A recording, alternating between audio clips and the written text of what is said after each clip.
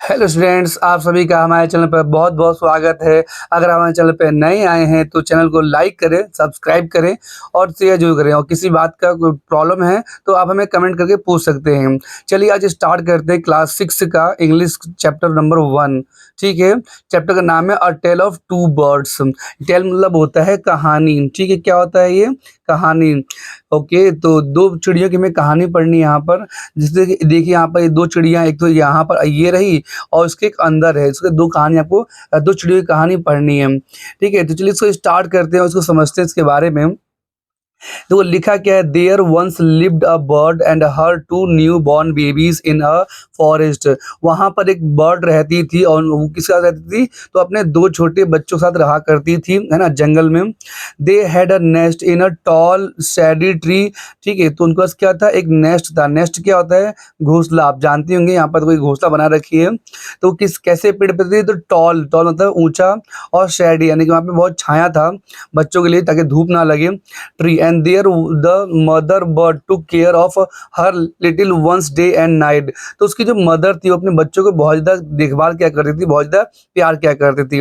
बाकी यहाँ पर एक आपको दे रखा है वर्ड मीनिंग, आपको अपनी कॉपी में इसको लिखना है और याद करना है और अपने टीचर को सुनाना है। ठीक है बच्चों, चलते हैं नेक्स्ट पेज पे। देखिए क्या लिखा हुआ नेक्स्ट पेज पे, लिखा है one day there was a big storm. वहाँ पर एक बहुत ज़्यादा तूफान आया। स्टॉर्म मतलब क्या होता है? स्ट्रॉन्ग विंड, बहुत तेज हवाएं चली। देखिए हवाएं यहाँ पर कितनी तेज चल रही है। ठीक है ना ये।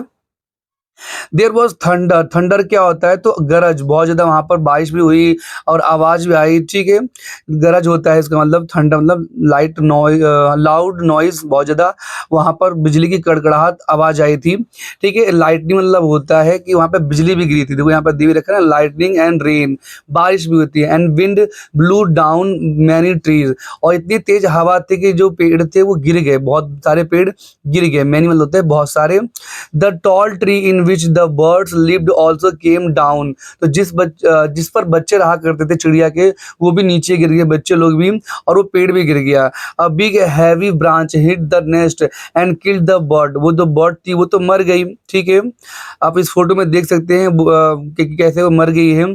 लेकिन ठीक है, अभी हम आते हैं, ये पढ़ते हैं। A big heavy branch hit the nest and killed the bird. तो जो बर्ड थी उसको हिट किया, एक बड़ी शाखा ने, पेड़ की शाखा आई और उसके ऊपर गिर गई। तो जो चिड़िया थी वो मर गई बेचारी। अब लिखा है fortunately for the baby birds. अब सौभाग्य से जो बेबी बर्ड थे वो बच गए थे। The strong wind blew them away to the other side of the forest. यानी कि फॉरेस्ट के दूसरी साइड के ले गए वो कौन? तो वो हवाएं जो थी वो दूसरी साइड ले गए उड़ाते हुए उनको। One of them came down near a cave. एक कौन आया? तो एक जो था केव के पास पहुंचा, है ना। एक जो चिड़िया थी वो कहाँ पहुंची? केव के पास। केव क्या होता है? तो गुफा होती है। गुफा के पास पहुंची। Where a gang of robbers lived. वहां पे कौन रहते थे? तो वहां पर डाकू रहते थे। देखिए यहाँ पर हिंदी में दे रखे, आप उसको पढ़ लेंगे। तो वहां पर डाकू रहता था, डाकू का गैंग रहता था। The other landed outside a rishi's ashram a little distance away. जो दूसरा था वो थोड़ी सी दूरी पर और आगे वो गिरा। और वहां पर क्या था? तो वहां पर एक ऋषि रहा करते थे। ठीक है, थोड़ी ही दूरी पर, वही यहाँ बताया गया है। चलते नेक्स्ट पेज पे बच्चों। देखो लिखा है days pass and the baby birds became big birds. दिन कुछ पास हुए और वो जो बेबी बर्ड्स थे वो बड़े हो गए। ठीक है, लिखा है one day the king of the country came to the forest to hunt. यानी कि एक दिन उस राज्य का, उस देश का जो राजा था वो आता है शिकार करने के लिए। ठीक है, हंट मतलब क्या होता है? शिकार करना। देखो यहाँ पर लिखा भी है, लिखा है ही सॉ अ डियर। उसने डियर देखा एंड रोड आफ्टर इट, और उसके पीछे वो चला आया। तो चल के तो आएगा नहीं, वो एक घोड़े पर, देखो लिखा ना यहाँ पे, घोड़े घोड़े पर वो सवार होके आया वो। इट रन, देखो ये जो रोड लिखा है ना, ये राइड का थर्ड फॉर्म है ये। ठीक है, राइड। ठीक है, आपने पढ़ा होगा राइड मतलब होता है चलना, चलाना। तो वही यहाँ पे लिखा है, it run deep into the it ran into deep into the forest followed by the king. तो वो जो हिरन का बच्चा था वो काफी अंदर चला गया था, उसके पीछे किसने फॉलो किया? तो किंग ने उसको फॉलो किया। Soon the king lost his way and did not know where he was. और वो अचानक से रास्ता भूल गया कि वो कहाँ पर आ गया है और किस रास्ते उसको वापस जाना है। ठीक है, तो वो लगातार अपने जंगल में ही घूम रहा था। नेक्स्ट लिखा है he rode for a long time. वो काफी लंबे समय तक घूम रहा था till he came to the other side of the forest. वो अदर साइड यानी दूसरे साइड में फॉरेस्ट के आ गया। वेरी टायर्ड बाय नाउ, अब वो बहुत ज़्यादा थक चुका था। ही गॉट ऑफ, वो उतरा, हिज हॉर्स, अपने घोड़े से वो उतरा, and sat down under a tree that stood near a cave. तो वहाँ पर जो पेड़ था वो एक गुफा के पास में था, ठीक है।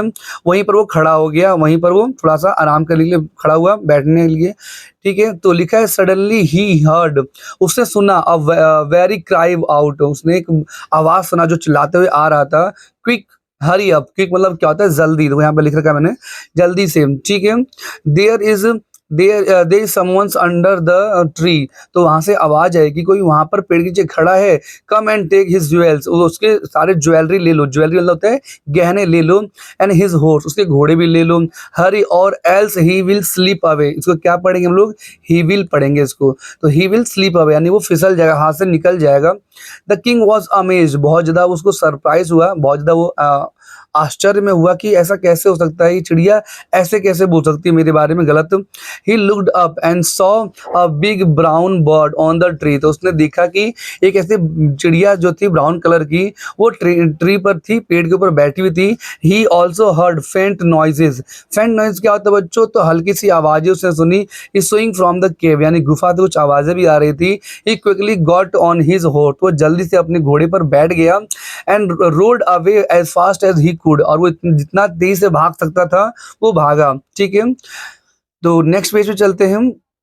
नेक्स्ट पे लिखा हुआ है soon he came to the clearing, soon he came to a clearing which looked like an ashram, तो वो एक ऐसे जगह पे पहुंचा, ओपन स्पेस पे, देखो यहाँ पर क्या है, खुले जगह पर वो पहुंचा, खुले जगह पर जहाँ पर वो एक आश्रम उसको दिखाई दिया।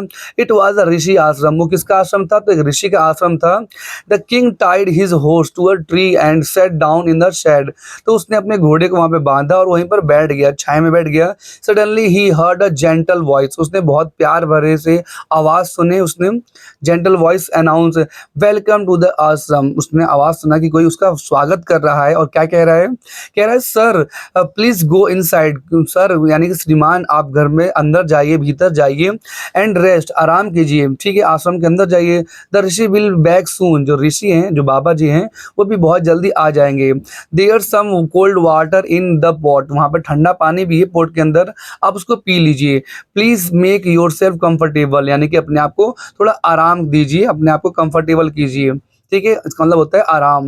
The king looked up and saw a big brown bird in the tree, he was amazed, वो दोबारा से आश्चर्य पड़ गया, उसने देखा कि एक वैसा ही जैसा जंगल में देखा था पिछले वाले में, वैसा ही यहाँ पर भी उसने एक चिड़िया देखा, ठीक है, जो कि बिल्कुल उसकी तरह ही दिखाई दे रहा था। He said to himself loudly, उसने अपने आप से बोला, तो ये बोल रहा है, अपने आप को सोच रहा है, ये वो अपने आप को बोला, क्या बोला कि वो बोलता है this one looks like the other bird outside the cave, यानी जैसे वो बाहर था, केव के बाहर था वो चिड़िया, सेम वैसे ही चिड़िया यहाँ पर भी दिखी, ठीक है। तो ये चिड़िया क्या कहती है, दूसरी वाली चिड़िया कहती है you are right sir, answer the bird, bird ने आंसर जवाब दिया। ही इज माई ब्रदर, वो मेरा भाई है, but he has made friends with robber, उसने दोस्ती किससे कर लिया है, तो डाकू से कर लिया है। Now he now talks as they do, जैसे वो बात करते हैं वैसे वो भी बात करता है। He doesn't talk to me anymore, वो मेरे से बात नहीं करता। Just then is the Rishi entered the आश्रम, तब वो एंटर करते हैं आश्रम के अंदर, वो जाते हैं, देखिए आपको आश्रम दिख रहा है, तो आश्रम के अंदर वो आते हैं। Just then the rishi enter the ashram, okay. तो यहाँ पर ये बताया गया कि जो ऋषि है ना वो आते हैं, यहाँ पर आश्रम में आते हैं, ठीक है, आश्रम में आते हैं और उनसे ये बातचीत करके वो सुनते हैं। तो वो ये कुछ बोलते हैं, क्या बोलते हैं, वो लिखा है welcome sir, he said to the king, यानी कि वो वेलकम वो भी कहते हैं कि किंग को कि आप आइए यहाँ पर बैठिए, please come inside and make yourself at home, अपने आप को ऐसा समझिए कि आप घर पर ही है, ठीक है। यू लुक टायर्ड, आप बहुत थके हुए लगते हैं। रेस्ट फॉर अ वाइल, थोड़ा आराम कर लीजिए। Then you can share my food, फिर उसके बाद आप मेरा भोजन खा लेंगे, ठीक है।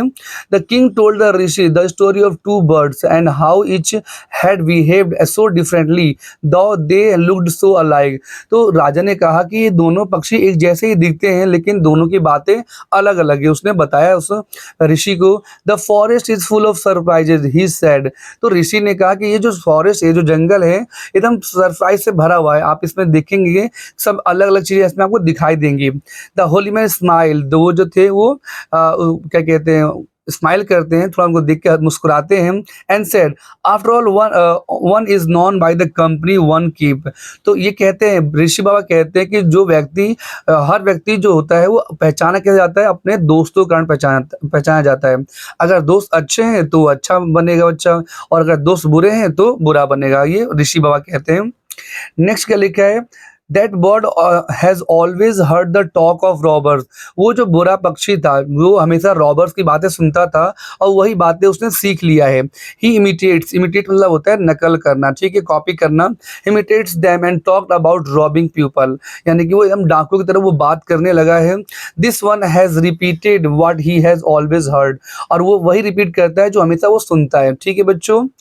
दिस वन ओके, लिखा ही वेलकम्स पीपल टू द आश्रम, ही वेलकम्स पीपल टू द आश्रम। दूसरा वाला जो है वो हमेशा क्या कहता है, वेलकम करता है। जो उनके ऋषि के पास था जो था, ये हो गया, ये हमेशा वेलकम करता है। Now come inside and rest, अब आइए आराम कर लीजिए।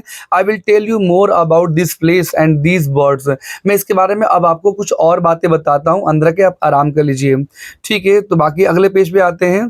देखिए ये इस चैप्टर से हमें क्या सीखने को मिलता है, आप इसको पढ़ लेंगे। यहाँ पर मैंने यहाँ पर लिख दिया है, लिखा है कि ये चैप्टर में सिखाता है कि हमें दोस्ती को बुद्धिमानी से चुनना चाहिए, यानी कि हमें दोस्त अच्छे बनाने चाहिए। देखिए यहाँ पर ये अच्छे दोस्त हैं और ये बुरे दोस्त हैं जो कि जुआ खेल रहे हैं और काम कुछ नहीं कर रहे हैं, और यहाँ पर ये गंदगी में खेल रहे हैं, है ना। तो आपको चुनना होगा कि आपके दोस्त कैसे हैं, तभी आपकी पहचान होगी। अगर आप अच्छे दोस्त चुनेंगे तो आपकी पहचान अच्छे में होगी, और अगर आप बुरे दोस्त चुनेंगे तो आपकी भी पहचान बुरे में होगी।